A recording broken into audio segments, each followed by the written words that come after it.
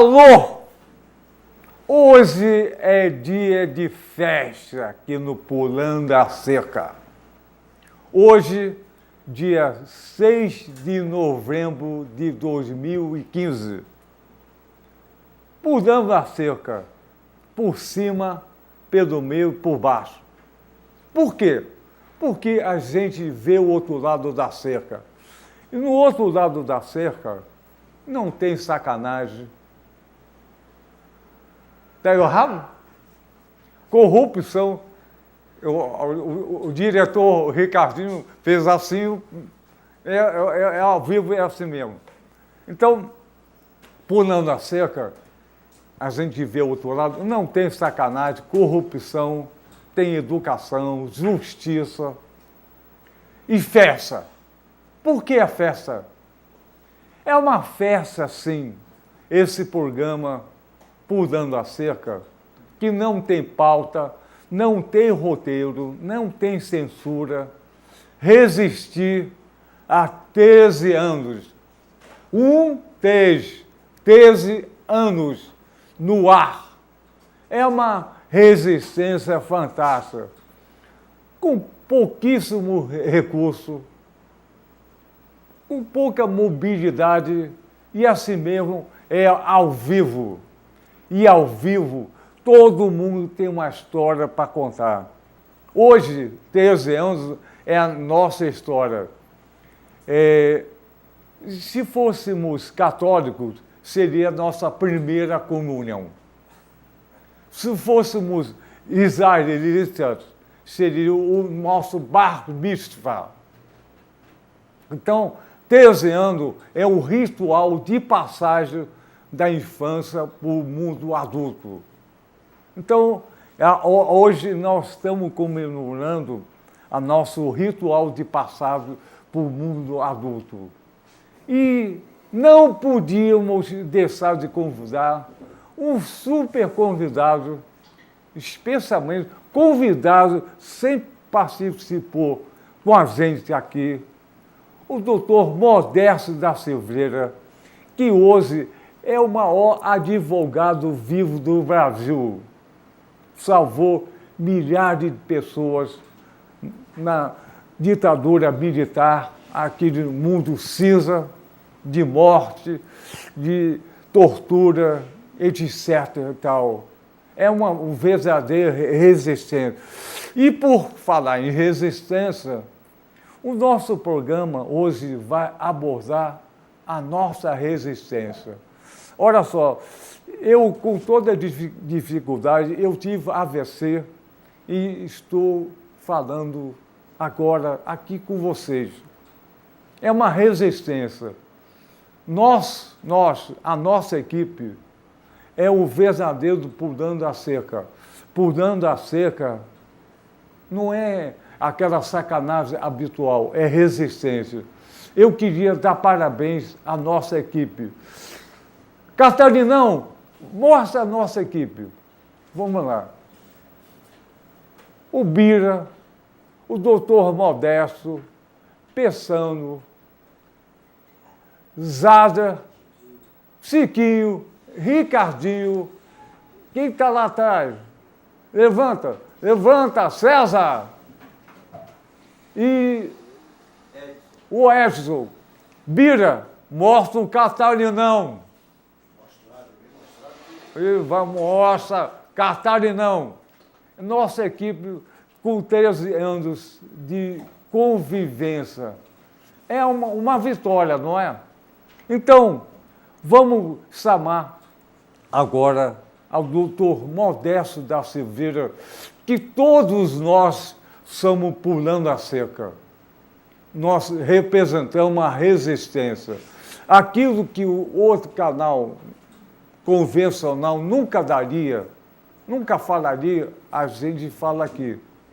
Então, não tem pauta, nunca teve, não tem roteiro, nunca teve censura. A gente nem sabe o que vai acontecer. E o que acontece é a vida. Vida é isso. Então, Modesto da Silveira, pura cerca, nossa cerca bonita. Cima, e quanta honra nessa quase maioridade, pelo menos ético-sexual, né? Claro. E o sexual é mais gostoso. Mas todos os povos é por aí mesmo. Exatamente. Também. Engraçado é que depende muito da distância do Equador e do Polo. Sabe por quê? 13 anos é quem está aí num mundo mais ou menos mais quentinho, próximo do Equador. E você vai indo para o Polo, não é 13 não, 14, 15, 16. Lá na Suécia, por exemplo, uma moça, um rapaz só vira ético sexualmente lá pelos 16, 17. Nos polos, 11 a 12 está virando. Intermédio, em torno de 13, 14. E o Brasil, como dá essa extensão, você tem uma tendência de 11 a 14. Não é? E você, nós? como médico, sabe disso melhor Então, que eu. entre 11 e 14, nós somos 13. na média. 13. 13, tá bom, ótimo. Parabéns a toda a equipe, então. A nossa tesão chegou com 13 anos. Isso. Isso é interessante, esse negócio de maioridade ético-sexual tem história, todo povo tem sua história sobre isso, né? Os índios, e até carregando tora, o rapaz para virar homem, né? E a moça fazendo lá suas danças. Se você pegar os romanos e gregos, mesma coisa, só que naquele tempo eles usavam olhar, ver como é que está. Já tem pelo, já tem sedução e tal, está virando, já pode até casar. Cada povo tem sua história da idade das pessoas, né? Modesto, já que nós estamos comemorando nosso 13º aniversário, isso significa resistência. Um tema bom para a gente agora conversar. Olha, sobre resistência. Resistência, tá certo, porque resistência é a tudo que está errado, né? Seja nosso erro da família, da universidade, da sociedade e do mundo, né? Resistência ao que está errado, né? Eu acho que a população brasileira, há 515 anos, resiste bravamente a ser colonizado totalmente. E o Brasil é um país muito rico. Muito, muito. Eu acho que o resto do mundo está de olho aqui. Aqui tem petróleo, petróleo, tem minério. Tem tudo. Nióbio. Tem minérios, como o nióbio que você falou, 98% da produção mundial é brasileira. E 12%. 2 acho que é Canadá. Canadá. E o nióbio é usado para avião, foguete, tudo. Estratégico. Não, é uma coisa fantástica. Computador, avião a jato, foguete, qualquer coisa usa nióbio. E 98% estão aqui. A gente nem sabe disso. Ou se sabe, fica em silêncio. Além do nióbio, em que nós somos os donos de todo o nióbio do mundo, na prática, e é um minério estratégico, poderia, se o Brasil fizesse como as nações fazem por aí, tentar monopolizar, controlar e tal, o Brasil, querendo ou não, é dono do nióbio do mundo. E resolvia tudo por poderia resolver saúde, todo o problema educação. brasileiro. É verdade. Aqui tem um mar com peixe, tem água para gerar energia elétrica. O solo é a maior extensão de solo plano no mundo. O petróleo cada vez mais abundante. E tudo indica que o Brasil vai ser uma super Arábia Saudita com uma produção maior do que ela. Fantástica, né? Tudo nós temos. Ouro, prata, minério. Você sabe, por falar em ouro, sabe que o Brasil chegou a produzir cerca de 2/3 de toda a produção do ouro do mundo na época em que estava no auge, século XVIII, XIX, né? Chegou a produzir mais de 2/3 de toda a produção mundial do ouro e perdeu tudo para os espertos e poderosos que impunham sua forma, suas condições E deixaram até hoje forma de continuar explorando de maneira tão absurda que você encontra esses países dominantes aí com uma renda per capita que chega, alguns chegam até $200 mil per capita. O Brasil está um pouco na média mundial, em torno de $11 mil per capita. E há países que não chegam a $300 per capita por ano.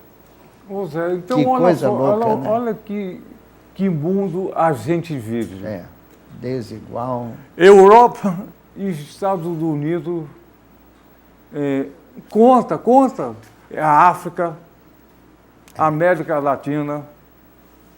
Isso, a América Latina e a África doam minério, riqueza para a Europa, para os Estados Unidos. Olha só, às vezes eu fico pensando o seguinte, o problema, às vezes, está na falta de bom senso da classe média. Por que isso? Não é que a classe média não tem inteligência, nada disso. Bom senso. 1% da população do mundo, 1%, domina esse planeta todo. Governo, riqueza, educação, saúde, etc. É mesmo. E a classe média do mundo todo é sempre contra a pobreza, em vez de lutar contra a riqueza que é 1% do planeta. Então, acho que falta bom senso. Qualquer coisa. O pobre que é ruim. Favelado, favela, periferia, pobre. Vamos afastar o pobre. Vamos marginalizar o pobre.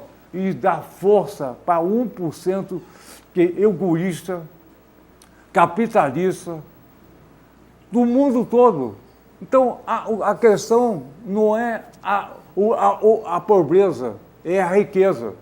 E a riqueza está concentrada em 1% só do planeta, que domina tudo, todo governo, o que for. E a classe média, que fica em cima do mundo, sempre é contra o pobre e a pobreza. Isso falta bom senso. É verdade. Olha, a classe média tem inteligência, tem cultura, mas qualquer coisa, qualquer crisezinha, pode chegar à pobreza, pobre tem que ser marginalizado. E quem ganha sempre, quem é? 1% do lobo que domina o planeta. Pior ainda, e tem o 1% do 1%, que são os grandes chefões multibilionários que ganham o que bem entendem e numa trama de segredo tal que hoje a gente tenta levantar a cortina para mostrar a realidade e não consegue. Está vendo aí o problema? Paraísos fiscais. Isso, né? Você está vendo aí.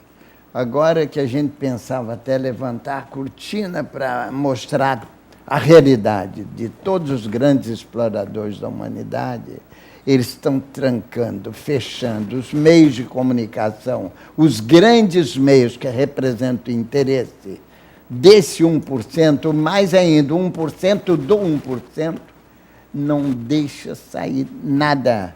De qualquer maneira, a possibilidade de você se comunicar de forma seletiva, como nós estamos falando aqui, com pessoas que têm sensibilidade, ouvem um programa como este seu, mostrando a realidade. Você vê, hoje eu pensei até que nós teríamos os nomes dos grandes ladrões e seus...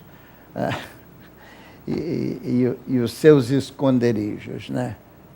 Por enquanto está saindo da Suíça, mas não sai o nome dos grandes investidores ou dos grandes corruptos que estão na Suíça e, inclusive, nos paraísos ligados à Suíça, como Liechtenstein, Luxemburgo, Ilhas do Canal, Bahamas e tantas outras. Mais de 20 grandes paraísos fiscais que escondem o roubo do mundo. Esse vai ser difícil, porque senão sabe o que acontece? Vão aparecer os nomes do 1% do 1%, depois o 1%, depois 1% do 1%. Isto é, poucos milhares de pessoas e, dentre eles, poucas mil pessoas que dominam a economia mundial. Daí porque você vê uns morrem de fome, embora trabalhando, não ganham o suficiente para comer, sobretudo em países da África, né? Ou no Sudeste Asiático, e até países da América Latina. Sim, também, claro. Né? E aí você vê uma escala tão brutal de distribuição que nós temos que lutar contra isso, senão não haverá justiça, muito menos igualdade em tempo nenhum. O seu programa tem feito uma luta muito bonita para isso. Modesto, o nosso programa, há muito pouco tempo atrás, a gente nem conseguiria falar disso. 1% do 1%, etc. E agora a gente consegue falar. Graças ao quê? A rede social. Uma coisa alternativa, não é a grande mídia, mas você consegue informações através disso. O Wikileaks, rede social, a gente consegue falar para um número cada vez maior de pessoas. E cada vez está mais difícil de esconder essa grande corrupção. Os nomes, talvez a gente saiba, que são comuns. Agora, provar isso que é difícil. Mas estão saindo os nomes. Olha, eu acho que a prova não seria difícil se houvesse disposição de provar, né? Você pega, por exemplo, esses corruptos que estão aparecendo aí de empresas ou de diretores de empresas, inclusive empresas do Estado, como é o caso da Petrobras, né? Pessoa jurídica que não fez nunca nada errado. Quem faz é a pessoa física lá de dentro. São os ladrões que, trabalhando, seja na empresa privada ou na empresa pública, são ladrões em qualquer lugar. Pode ser até na igreja, em qualquer lugar, são ladrões. E há meios de provar? Claro que há, é só querer. Claro. Né? E aí...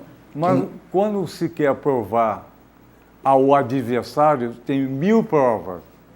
Quando... É o seu grupo.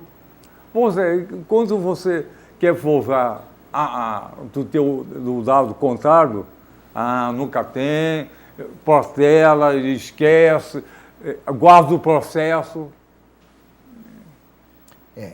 Essas manipulações são coisas horrorosas. E o pior é que você sabe que é possível. Agora, todo conjunto, articulação é feita para isso. Por exemplo, o sistema eleitoral, seja da Inglaterra, Estados Unidos, Brasil, Argentina, tudo igual. É manipulação. Eu já adivinhei, sabe quantas vezes eu já adivinhei quem vai ganhar a presidência nos Estados Unidos? Já adivinhei, entre aspas, 2 vezes. E não é difícil de adivinhar. Basta você ver, quando eles publicam a arrecadação, digamos, o candidato tal do Partido Republicano arrecadou 2 ou 3 bilhões de dólares para financiar a campanha. O outro arrecadou 5 ou 6 bilhões de dólares para financiar o seu lado da campanha. Quem vai ganhar? O que arrecadou mais. E é igualzinho no Brasil. Quem tem dinheiro e arrecada é quem está no Senado, na Câmara e, em geral, no Executivo também. Mas você percebe, você vê pela cara, pela profissão, quem está no Senado, quem está na Câmara, fazendo as leis ou manipulando as leis. São aqueles que tiveram mais dinheiro para comprar. É claro que nem todos, há gente muito honesta lá. A gente sabe disso, há pessoas da melhor qualidade no Senado e na Câmara, mas são poucos. A grande maioria mesmo é da manipulação do dinheiro, isto é. Por isso eu chamo, nosso processo não tem nada de democrático. ele é plutocrático, quer dizer, governo do dinheiro e não do povo. Ele é plutocrático, o que dá chance para os cleptocratas. Então, é um sistema plutocrático que dá margem aos cleptocratas a dirigirem através da corrupção do dinheiro e tal. Enquanto não houver uma revisão disso, como alguns países conseguiram avançar, alguns avançaram até uma forma socialista e dá muito mais certo do que um sistema individualista, egoísta, de acumulação ilimitada de qualquer dinheiro. Como é que, de qualquer bem ou dinheiro. Como é que você pode entender? Se um país tem uma receita de 2 bi, 1% ganha quase tudo, e 1% do 1% ganha tudo. E as pessoas vivem econômico, estamos vendo na rua, pedindo esmola, né? Exatamente. Sem meios até de comer com dignidade. E o Brasil não é dos piores, não, é país médio. Você vai para país pobre, é uma coisa horrorosa. Eu estive em muitos países pobres e vi como a mendicância, a fome, a doença, a miséria é tal que não tem saída. Por isso morrem mais de 10 milhões só de fome pela rua, por toda parte. Quase tudo é na África, Sudeste Asiática, e 1 ou 2 países da América Latina também. Principalmente, que é o Haiti. Modesto, olha só, você está falando com a maior coerência. Mas, olha só, por que eu convidei você hoje, especialmente para o nosso 13º aniversário? Por quê? O doutor Modesto da Silveira, Antônio Modesto da Silveira, tem 86 anos. 88? É. 88 anos. Por... 88 anos resistindo bravamente, pulando a cerca contra o autoritarismo e com essa visão humanitária. O doutor Modesto da Silveira é o verdadeiro pulando a cerca. Há 88 anos pula a cerca. Nasceu na extrema pobreza em Minas Gerais, numa cidade desse tamanho. Como é que são? Olha, não era cidade, era apenas campo de produção agrícola, que era Ponte Alta. Hoje é uma vilazinha, no tempo de garoto ou não? Então, município de Uberaba, próximo de Uberlândia. Muito pobrezinho, com uma família nessa vilazinha. Estudou com uma maior dificuldade. Hoje é o maior advogado vivo do Brasil. É o próprio pulando a cerca, com essa lucidez, continua brigando como se fosse um jovem de 20 anos. É o próprio pulando a cerca. Não tinha pessoa no mundo, hein, melhor para ser convidado que o Modesto da Silveira, que eu me gratifico de ser amigo pessoal do doutor Modesto da Silveira. Então, me permita dizer uma coisa. O Modesto, você é o próprio pulando a cerca. Pulando a cerca pela nacionalidade, pela justiça, pela ética, pela equidade. Então, não tinha menor pessoa para comemorar o nosso Bar Mitzvah, o nosso primeira comunhão, que você vai dar as bênçãos aqui para o programa, e as bênçãos que esse país merece, com ética, justiça, com essa terrível cinza, corrupção que a gente vive. Então você vai dar as bênçãos, sim, para o nosso programa, o nosso Pulando a Cerca coletivo do Brasil. Muito bem. Sejamos todos abençoados com uma ideologia humanista de tal maneira que quando vocês tiverem 88 anos, tenham me substituído largamente, de maneira muito mais produtiva. E se não tiverem me substituído, estarei lá cobrando de vocês, viu? Quando vocês tiverem 88, estarei lá cobrando e lutando para que vocês entendam a necessidade de que todos têm o dever de usar os seus direitos e cumprir os seus deveres com a igualdade que os homens de bem sempre sonharam. Você pode, muito antes de Cristo, e Cristo que foi um modelo, né? Cristo e tantos líderes de todas as culturas e civilizações sonharam com uma humanidade justa, igualitária, em que todos pudessem viver com dignidade, numa seleção de escolha de prioridades de tudo. A prioridade é evidente, as religiões pregam, as culturas pregam, os homens de bem pregam, todos sabemos e até lei registra. Se você tiver o seu direito à vida respeitando a vida dos outros, com segurança, aí você adquire a liberdade de busca da felicidade com mais facilidade, né? Busca da felicidade com igualdade, meios mais ou menos igualitários. Enfim, aí você acaba conquistando a paz e não essas guerras estúpidas que o mundo está sempre praticando, né?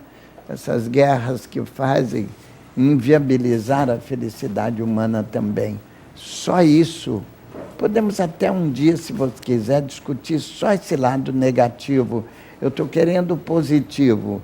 A vida, a segurança, a liberdade, a igualdade, os meios, ou seja, a propriedade necessária para tudo isso.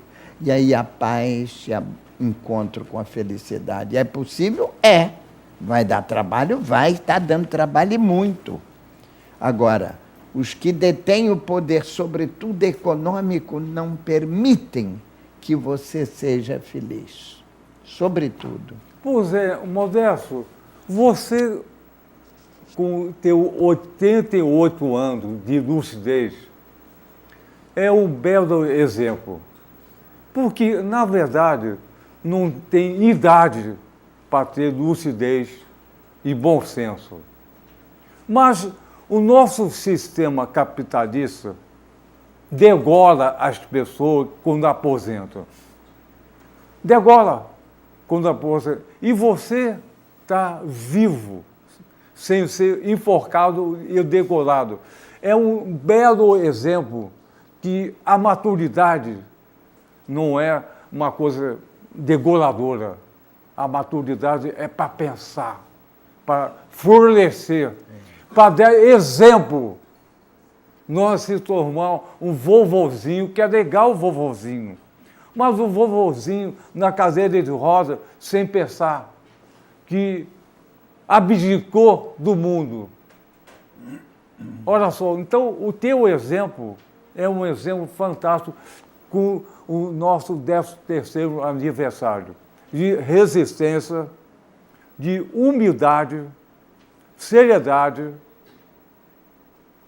e lucidez. E essa postura humanista nasce com a pessoa e morre com ela. Não é um sistema capitalista que degola o nosso pensamento. Mas a intenção é degolar. Vou dar um exemplo claro. Eu sou médico. A saúde, há algum tempo atrás, o Banco Mundial percebeu que o Brasil, com toda a sua riqueza, era um ótimo mercado. E começou... E o Brasil tinha um grande sistema de saúde universal, acima de qualquer país do mundo, o SUS. E resolveu derrubar o SUS. Começou a privatizar todo o hospital. Do segundo nível, o exame tem que usar material, usar instrumental importado. Terceiro nível, um nível mais sofisticado, tem que usar material e instrumental importado, e o hospital. Apenas para a população o primeiro nível. Vacinação, centro e postos de saúde. E a gente vê o seguinte, é um morticínio. E a grande empresa de multinacional, de hospital, de laboratório, de instrumental, domina hoje o país todo. E, em consequência disso, passou a usar OS, Organização Social, que é uma empresa privada que domina qualquer instituição pública, do primeiro ao quarto nível. Isso em função do mercado. Isso aconteceu. Foi votado no Congresso. E está acontecendo isso cada vez mais.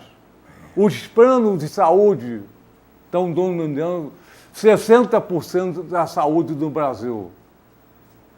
Então, olha só, planos, hospitais particulares e as universidades públicas estão descendo, igual o rabo de cavalo, cresce para baixo. E cresce em cada esquina uma universidade particular. Mas eu pergunto, a universidade particular faz ciência, faz cultura? Não, quer somente o lucro. Quem faz ciência e cultura é a universidade pública, que cada vez mais está resistindo pelo bem-estar da população. Isso tudo foi planejado e está acontecendo. E está acontecendo muito semelhante na educação do Brasil. Então, educação primária, secundária e terciária estão sendo privatizadas. A saúde está sendo privatizada. Mas a Constituição do Brasil coloca que o governo brasileiro tem que gerir a saúde do Brasil. Empresa estrangeira não pode ser dona num hospital particular. E agora liberou geral. E cada vez é mais essa pressão. Então, uma população sem saúde e educação vai se tornar o quê? O quê? Um prisioneiro. Prisioneiro de qualquer um, né? Prisioneiro de quem tiver alguns meios e poder. Olha, essa situação que você descreve me faz criar agora um neologismo. Não vou chamar mais de privatização, e sim de privadização, porque cria uma privada de uma realidade das mais importantes, inclusive com a saúde. Você me fez lembrar também um outro caso, um colega seu, um médico da melhor qualidade. Ele me disse que encontrou aqui em Magé, bem no entorno do Rio de Janeiro, ele encontrou crianças que não tinham doença, não tinham fome. E ele não podia receitar comida que a família não poderia comprar. E isso não é um caso nem outro. Isso, vê bem, no Brasil, que é um país de renda média mundial, um país com toda a riqueza, isto acontece. Né? Modesto, então, olha só. Aqui, Magé. Já no Brasil todo, adiante. O Modesto, o ícone da saúde seria São Lucas. São Lucas. O grande São Lucas.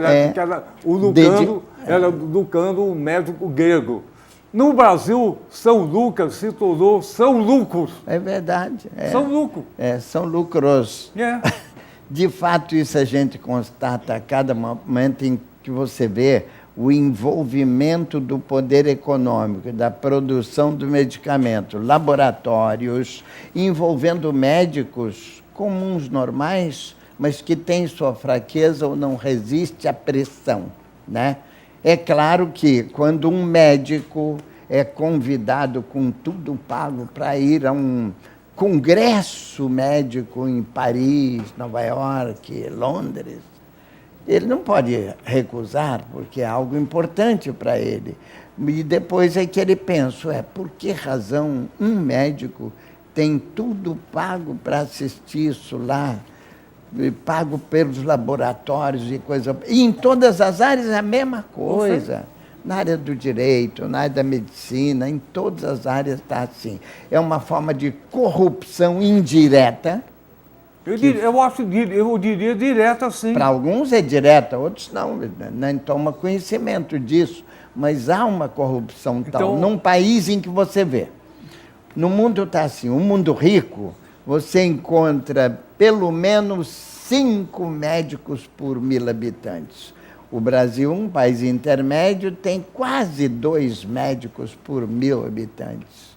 Em países muito pobres, se encontra 1/10 de médico pelos mesmos 1000 habitantes. E mesmo essa pequena minoria é, de forma direta ou indireta, corrompida pelo poder econômico dos laboratórios, de quem detém o poder de controlar, monopolizar ou carteirizar a própria medicina. Modesto, apesar de toda a dificuldade que nós estamos falando, às vezes lamentando, nós vamos inverter isso.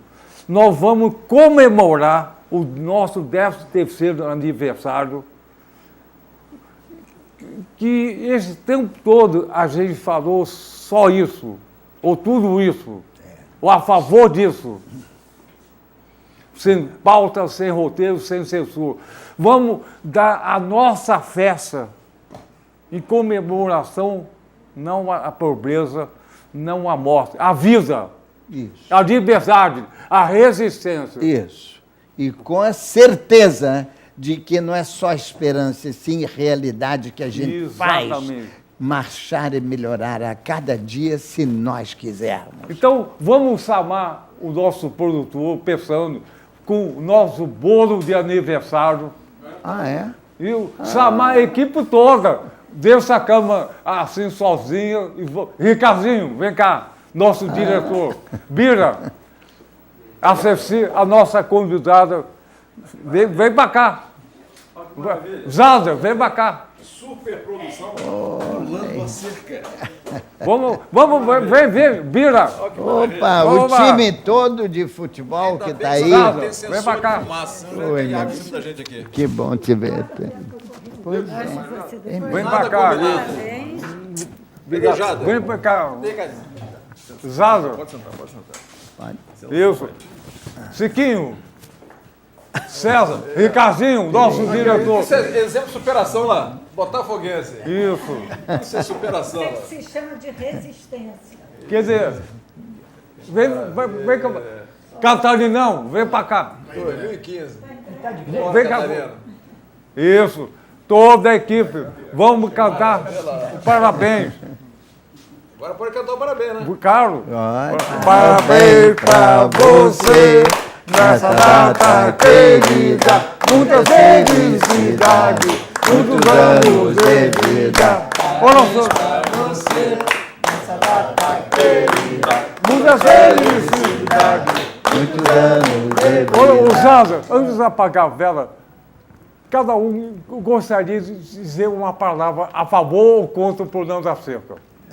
Bem, eu posso te dizer pessoalmente que é um privilégio, Daniel, estar aqui nesse fórum, nesse debate aqui, principalmente com o Modesto, que, como você disse no início, representa muito a ideia do programa. É um prazer enorme estar aqui e trabalhar aqui com esse programa. Ricardinho.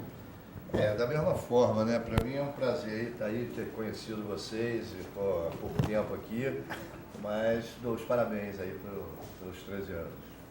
Catarinão. O Catarinão aqui está feliz porque o grande homem que está aqui do meu lado é conterrâneo meu. Eu também sou mineiro. Que lugar? Que lugar? Pé de Juiz de Fora, Pontina, Zona da Conheço. Mata. Terra Então, boa. quem Terra está mais orgulhoso aqui sou eu. Bira. Eu agradeço por estar com vocês. É uma satisfação. Eu me sinto feliz em estar com vocês. É um prazer ter vocês. A felicidade é nossa. Chiquinho. Eu tenho o prazer de poder fazer parte dessa equipe e poder dizer que a voz desse programa é a boca do povo. Infelizmente, todos que poderiam ter falado, certas coisas não falam. E aqui nós podemos falar que não tem pauta. Não tem censura. Não tem censura. César. É um prazer enorme estar junto aqui com vocês, né? O programa é lindo, maravilhoso e 10 mil. Obrigado. Ele lá da ponta, esqueceu. Bem, embora eu esteja chegando agora, eu aprecio muito a sabedoria, a inteligência do Dr. Modesto, do Dr. Daniel, e gosto muito desse programa e nós já acostumamos com os senhores aqui. Estávamos sentindo saudade. E da equipe também. É um prazer estar aqui com os senhores. Da equipe também. Então vamos passar para a Ceci, a nossa convidada. Eu vim aqui, porque há muito tempo eu estava querendo vir, eu tenho uma admiração muito grande por esse programa. E hoje estou muito feliz porque encontrei meu grande amigo Modesto, de longa data, né? Temos alguma coisa em comum, né, Modesto? Muito. E meu amigo Daniel, parabéns. Pelo pular a cerca sempre. Pensando, o nosso produtor. Olha, são 3 anos no ar, quase 5 mil entrevistas. Acho que a gente já deu um panorama aqui de todo o pensamento do povo brasileiro. Já teve aqui desde o flanelinha até o reitor. Então a gente pode dizer que pulamos a cerca. Resistimos esses 3 anos. Parabéns para todos nós. Então vamos. Muito obrigado. Então vamos. Modesto, apaga a vela. Posso pegar uma lasquinha do. Não, apaga a vela. Pronto. Vamos dividir o bolo. Só quero uma lasquinha do chocolate. Vamos dividir o bolo. Olha só. Então vamos terminar o programa cantando, pensando. Vem cá. Vamos terminar o programa cantando juntos. 1, 2, 3, pulando a cerca com vocês. Manda. 1, 2, 3, pulando a cerca com vocês. Mais uma vez. E outra vez ainda. Valeu? Valerá como valeu sempre.